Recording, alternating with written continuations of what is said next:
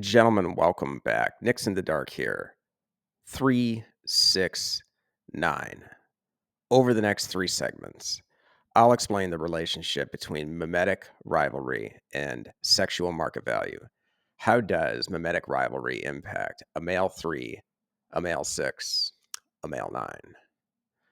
In the realm of sex, mimetic rivalry refers to rivals imitating each other in pursuing the same person. Rivalry involves escalation. This is unrelated to sexual market value.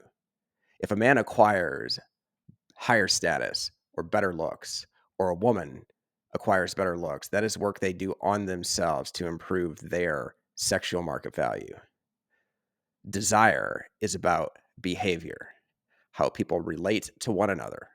When desire truly kicks in, pursuers borrow desire from each other and start to escalate rivalry to undermine each other in pursuit of that man or that woman. This goes beyond even strong attraction. It's mimetic because it always falls into predictable patterns. Usually, the rivals are comparably attractive, often they look alike. Two girls may undermine each other by slut shaming and gossiping. Guys will fight each other, or much worse. Everybody from all sides becomes a saboteur. This is the nature of escalation. It does make for good drama, but it's always the same playbook.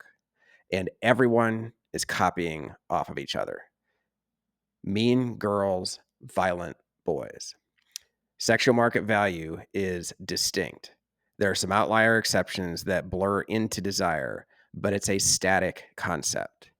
3, 6, 9. The basic numbers. For us, for this scenario, a man's number. A woman's number is less relevant. For our purposes, she's merely a woman that the man wants and wants badly. He desires her. Doesn't matter if she's a 4 or a 10. Somebody is crazy about her. Somebody wants to get all up in it. Let's start with the 3.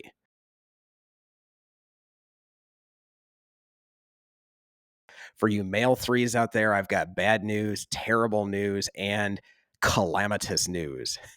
But the good news is, if you're a male 3, I'm not telling you anything you haven't already experienced every day of your life. Attraction is a precondition for any of this. That is the basis of fertility for men and hypergamy for women. For a male 3, there is no attraction. You already know that women do not acknowledge the sexuality of unattractive men. It is illegal. So it comes as no surprise that women don't even know you exist. You already knew that. We don't need to study desire for you to learn the formula. Very simple, but a lot of effort. It's the male value equation. Get jacked, learn game, convert your talent to clout. Of course, there's no guarantees, but you can build more sexual market value than you have if you do these things.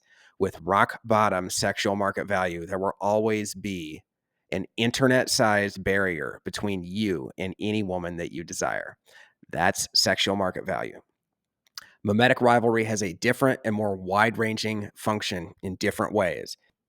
Here's how this works. A woman has to have some level of attraction for a baseline encounter. Further, she has to have at least one other woman's attraction to the same man for her to have anything remotely resembling desire. And women need desire more than men for anything that to happen. That's the nature of the risk that women take when it comes to sex. This is the hardest part for low value men. You have to get two women attracted to you to have access to even one of them, and you have zero.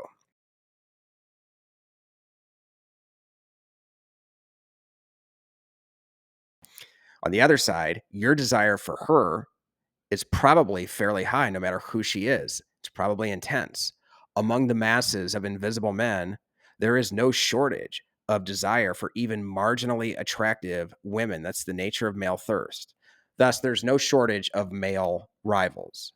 Quality and quantity are a different inquiry, but it is related. So, this is a good time for our first maxim of desire. In any potential pairing, one will desire more than the other. Whenever it's the man, no pairing happens. The presence of more male rivals than female rivals will doom any relationship.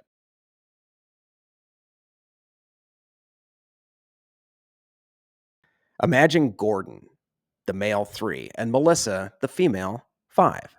Gordon is below Melissa's attraction point, so she has no desire for him.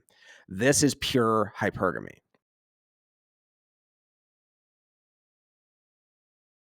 He may be more attracted to other women, but he definitely wants Melissa. He'll settle for Melissa compared to that supermodel who's not texting or emailing or hitting him up on Instagram. He will absolutely settle for Melissa and not even think he's settling. Melissa has zero rivals for Gordon's love. No other woman is in the Gordon business. Gordon has at least one rival for Melissa's love because of the male sex drive that always guarantees that somebody out there wants to have sex with Melissa.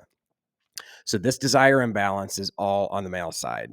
Gordon, it's not going to happen. When we get into the 6s and the 9s, we'll see how desire goes in different directions and we'll see other nuance. Thanks for listening. Like, subscribe, and final thought.